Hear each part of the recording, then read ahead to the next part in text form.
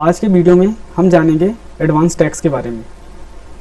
साल के आखिरी महीने का समय आ गया है। 31 मार्च फाइनेंशियल ईयर या प्रीवियस ईयर का आखिरी दिन होगा और यही दिन होगा जिस दिन एडवांस टैक्स पे कैलकुलेशन की ज़रूरत होगी, यानी 15 मार्च से 31 मार्च के बीच में एडवांस टैक्स की लास्ट इंस्टॉलमेंट जाएगी। तो आज के वीडियो में हम जानेंगे कि एडवांस टैक्स क्या है, यह किनको देना होता है और अगर नहीं देते हैं तो इस पे क्या क्या पेनल और इंटरेस्ट इम्प्लीकेशंस हो सकते हैं। नमस्कार दोस्तों, मेरा नाम है शिवेक पांडे और आज के वीडियो में हम जानना शुरू करते हैं एडवांस टैक्स के बारे में। तो जैसा हमने बताया कि एडवांस टैक्स है क्या, तो कोई भी इनकम जो कि हम प्रीवियस ईयर, अब यहाँ पे प्रीवियस ईयर क्या है दोस्तों, जैसे 1 अप्रैल 21 से 31 मार्च 22 तक जो भी हमने इनकम कमाई, ये हमारे लिए प्रीवियस ईयर है और इसका जो असेसमेंट ईयर होगा वो 1 अप्रैल 22 से 31 मार्च 23 यानी 23 तक के लिए होगा। तो प्रीवियस ईयर पे जो भी इनकम हम कमाते हैं उसके लिए जो टैक्स पे करते हैं वो अपने असेसमेंट ईयर यानी नेक्स्ट ईयर में करते हैं।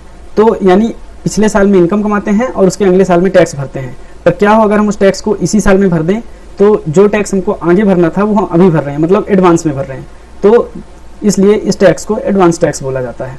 जैसे हर एक व्यक्ति को खर्चे करने के लिए मंथली इनकम की ज़रूरत होती है, वैसे सरकार को भी अपने एक्सपेंडिचर मेट करने के लिए कंटिन्यूसली रेवेन्यू की ज़रूरत होती है, इसलिए वो एडवांस टैक्स टीडीएस और टीसीएस कलेक्ट करती है। जैसा कि हमने बताया कि जो भी इनकम प्रीवियस ईयर में कमाई जाती है उस पर टैक्स जो है असेसमेंट ईयर यानी नेक्स्ट ईयर में भरा जाता है। और जब एडवांस टैक्स की बात आती है तो हम प्रीवियस ईयर पे कमाई इनकम पे प्रीवियस ईयर में ही टैक्स भर देते हैं, यानी टैक्स को एडवांस में भर देते हैं, इसलिए इसको एडवांस टैक्स बोला जाता है। अब हम बात करते हैं कि किसको एडवांस टैक्स पे करने की ज़रूरत है। तो कोई भी व्यक्ति जिसका एनुअल टैक्स लाइबिलिटी यानी कि उसकी नेट टैक्सेबल इनकम कैलकुलेट करने के बाद उस पर जो टैक्स बनता है वो 10,000 रुपये या उससे ज़्यादा है, तो उसे एडवांस टैक्स पे करने की ज़रूरत है।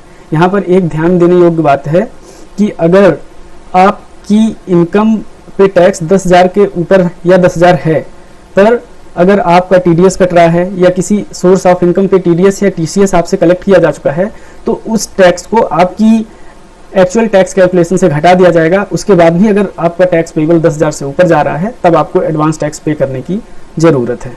तो यानी कि उदाहरण के लिए हम ले लें कि आपकी इनकम पे 15,000 रुपये टैक्स बन गया है और जिसपे 5,000 रुपये टीडीएस कट गया है, तो आपको एडवांस टैक्स के रूप में सिर्फ 10,000 रुपये भरने की ज़रूरत रहेगी।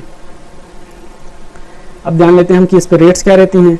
तो इसके 4 क्वार्टर में 4 पार्ट में इसको भरना होता है, जिसमें हर क्वार्टर का आखिरी का महीने की 15th तारीख, जैसे कि जून का 15 जून, सितंबर क्वार्टर का 15 सितंबर, दिसंबर क्वार्टर का 50 दिसंबर और मार्च का 50 मार्च। हाँ, लेकिन कोई भी व्यक्ति जो अपनी इनकम पे टैक्स प्रिजम्पटिव टैक्सेशन के अंतर्गत भरता है, यानी कि 44 AD या फिर 44 AE या 44 ADL ये है, तो उसको सिर्फ एक किस्त जमा करनी है 15 मार्च तक पूरी 100%। यहाँ पर मैंने 2 रेट्स बता रखी है, एक 15% और एक 12%। तो इसका मतलब ये हुआ दोस्तों कि आपको 15 जून तक आपके एडवांस टैक्स जो भी आपने असेस किया है उसका 15% जमा करवाना है। लेकिन अगर आपने 12% भी जमा करवा दिया है, क्योंकि कई बार कैलकुलेशन में स्टार्टिंग मंथ में दिक्कत हो सकती है, तो अगर आपने 12% तक भी जमा करवा दिया है तो आपके ऊपर इंटरेस्ट की लायबिलिटी नहीं आएगी। इसी तरह दूसरे क्वार्टर में आपको 45% डिपॉजिट करवाना है, पर अगर आपने 36% तक जमा करवा दिया है तो आपके ऊपर इंटरेस्ट चार्ज नहीं होगा। तीसरे और चौथे क्वार्टर में यानी 15 दिसंबर और 50 मार्च में आपको एग्जैक्ट अमाउंट जमा करने की रिक्वायरमेंट होती है। अगर आप उसमें मिस कर रहे हैं तो उस पर आपको इंटरेस्ट पेबल होगा। अगला आता है कि अगर हमने टाइम पे एडवांस टैक्स जमा नहीं करवाया तो हम पे क्या पेनल इंटरेस्टेड हो सकते हैं।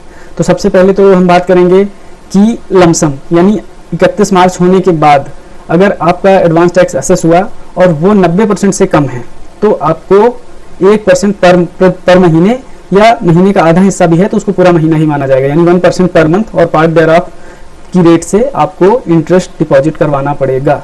और इसके अलावा ये तो हो गया ईयर एंड यानी 31 मार्च समाप्त होने के बाद, पर उससे पहले जो आपकी इंस्टॉलमेंट जा रही थी अगर वो आपने रेगुलर नहीं करी, एप्रोप्रिएट रेट से नहीं भरी, तब क्या होगा। तो अगर पहली इंस्टॉलमेंट नहीं भरी, दूसरी इंस्टॉलमेंट नहीं भरी या तीसरी इंस्टॉलमेंट जो मैंने 12%, 36% और 75% बताया, अगर उस रेट से नहीं भरी है, तो क्योंकि अपन क्वार्टर बाई क्वार्टर बढ़ते हैं, तो पहले 3 क्वार्टर में अगर मिस हुआ है तो हर क्वार्टर पे 3 महीने का 1% की रेट से इंटरेस्ट लगेगा।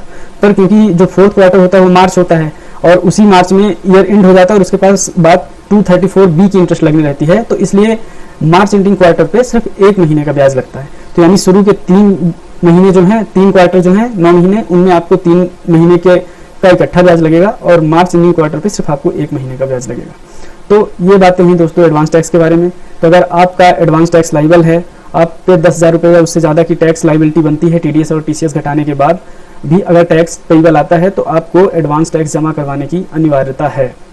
ऐसे ही और वीडियोज़ के लिए बने रहिए हमारे साथ। धन्यवाद।